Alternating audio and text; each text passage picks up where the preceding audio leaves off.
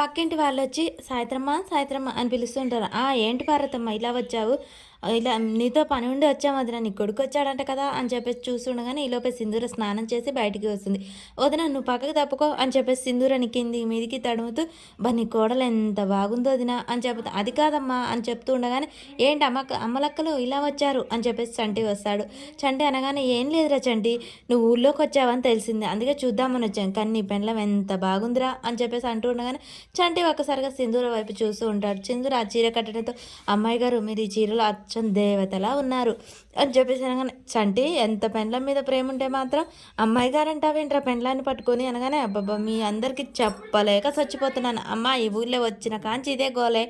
అమ్మాయి గారిని పట్టుకొని నా భార్య అంటారు. ఎవరో ఏంటో వినరా మీరు?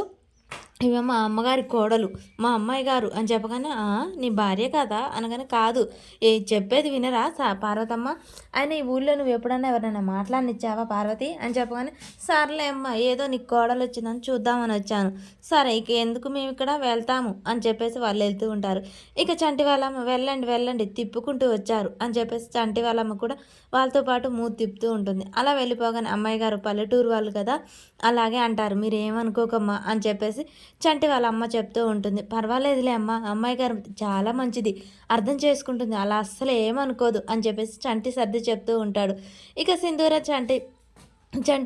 చంటి అమ్మాయి వైపు చూస్తూ ఉంటాడు. సింధూర మాత్రం ఇంకా వాళ్ళ అత్తయ్య గురించి ఆలోచిస్తూ ఉంటుంది. వాళ్ళు వెళ్ళిపోగానే, "సరేనమ్మా అమ్మ ఆకలవుతుంది బువ్వ పెట్టు" అని చెప్పగానే, "సరే సరే కూర్చోండి, మీకు ఎప్పుడు తిన్నారో ఏంటో" అని చెప్పేసి అనగానే కూర్చోబెట్టి మంచిగా భోజనం మొత్తం వడ్డిస్తూ ఉంటుంది. "అమ్మ మా చంటిగానికి తెలిసి తెలియక ఏదన్నా తప్పు చేస్తే క్షమించమ్మా, మా చంటిగానికి నేను తప్ప ఎవ్వరం లేము. లేదండి చంటి చాలా మంచివాడు, ఎప్పుడు సరదాగా ఉంటాడు, అందరినీ నవ్విస్తూ దాంతో పాటు నవ్వుతూ చాలా మంచివాడు" అని సింధూర చెప్తూ ఉంటుంది. "సరే తినండి అమ్మ, అమ్మాయి గారు మా అమ్మ చేతి వంట అమృతంలా ఉంటుంది" అని చెప్పగానే ఇక చంటికి వాళ్ళ అమ్మ అన్నం తినిపిస్తూ ఉంటుంది. సింధూర అలాగే